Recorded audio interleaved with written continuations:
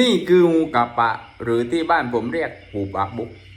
จัดเป็นงูพิษที่มีความอันตรายมากต่อคนในประเทศไทยโดยเฉพาะคนที่กรีดยางพาราซึ่งพิษของงูกะปะนั้นมีผลต่อระบบเลือดเมื่อโดนกัดจะทำให้เลือดไหลออกมากผิดปกติ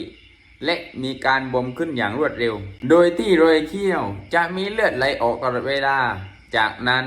แผลของผู้ที่ถูกกัดจะเริ่มเน่าเหม็นจัดเป็นหนึ่งใน7ของงูพิษที่มีความสำคัญต่อวงการแพทย์และพิษวิทยาอย่าลืมกดติดตามช่องเน้นสัตว์โลกเพื่อจะได้ไม่พลาดคลิปสาระดีๆ